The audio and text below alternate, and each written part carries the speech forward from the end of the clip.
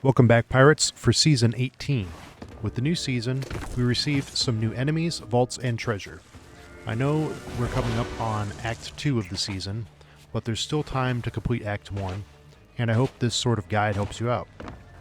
Act 1 brought us a new enemy, the Eternal Guard, and a new loot vault, the Sanctuaries of the Banished. But the question is, how do you go about retrieving that sweet Banished loot? The new content doesn't have a voyage, meaning you can't just go up to your captain's table and select the voyage and dive right to it. You have to actually sail your ship around the map. Crazy concept, I know. I really like this change, as it forces players to stay on a server for longer, leading to more opportunities for engagement. So to access the vaults, you need to get yourself a vault key, and to get a key, you need to defeat an Eternal Guard. I know that the guards spawn on large islands, but I wasn't sure if they could spawn outside the roar. So I took to Rare Thief to find out the details. According to Rare Thief, the Guardians can spawn outside the roar, but they have a lower spawn rate in the other biomes. Luckily, when I recorded this, I spawned at Morrow's Peak and didn't have to sail far. I currently don't know if the Guardian spawns are static on the islands, so I'd recommend just sailing around the island with your spyglass until you spot one. You'll notice it easily with a purple glowing tomb. To summon the guard, simply walk up to the tomb and light the candles. After a brief animation, the Guardian will come out of the tomb and the fight starts. Something to note that took me a few times to figure this out is that when the Guardian spawns, it kills all nearby skeletons. When I was going through this, I only had the Reaper skeletons that I dug up and skeletons from bone callers. But I'm sure that skeletons from a Reaper's chest would act the same. The fight with the guard is rather simple. When it's cloaked or partially invisible, you cannot damage it. Only when it fully materializes to attack you can it be damaged. You can also do a significant amount of damage to stagger the Guardian, allowing you to get in a few more hits before it cloaks again. However, the guard's attacks are few. It has an up-close poison bomb that lingers as an AoE effect. It throws a hunting spear that deals massive damage, and it can hit you with a blowpipe bomb.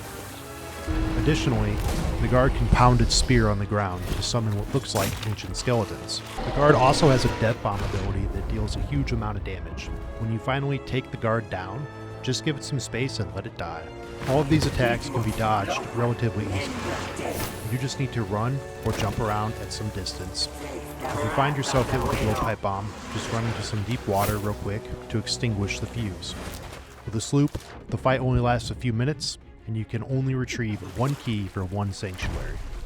Now, I immediately sailed to a sanctuary, looted it, and sold, but this does present an interesting opportunity for strategy.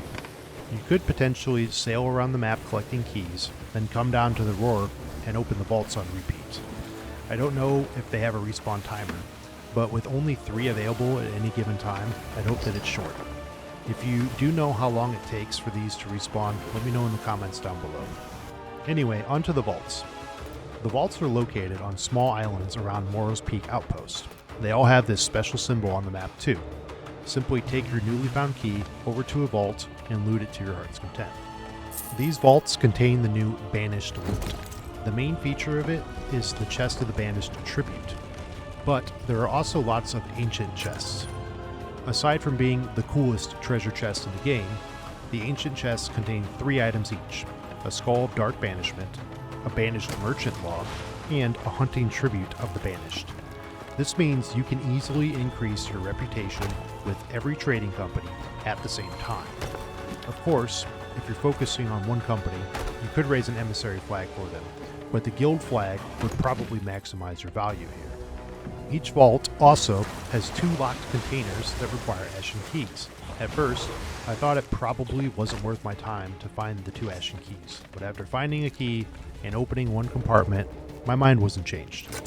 I mean, there is more stuff in there, but unless there's a much easier way to obtain multiple Ashen Keys, I'm just going to pass on that one. In the compartment I opened, it had an ancient chest, a chest of Banished Tribute, and a few mermaid gems. So it is a nice value add if you have the keys, but I wouldn't go out of my way for them. Another thing I noted about the vaults is that one contains a journal, and the loot on the shelves seems to be a little more dynamic. I'm not sure yet what the significance of that journal is, but it talks about some stars in the Ancient Isles biome, and references suds, an in-game NPC. Either way, I'm excited to see what happens with the lore around these journals. For the loot on the shelves, it looks like it can vary between tridents, more tribute and ancient chests, and additional mermaid gems. Different items can also spawn on the altars in the center of the vault. I've seen the ancient rune tablet and assortment of mermaid gems so far. I was really hoping the rune tablets could combine to unlock something in the game.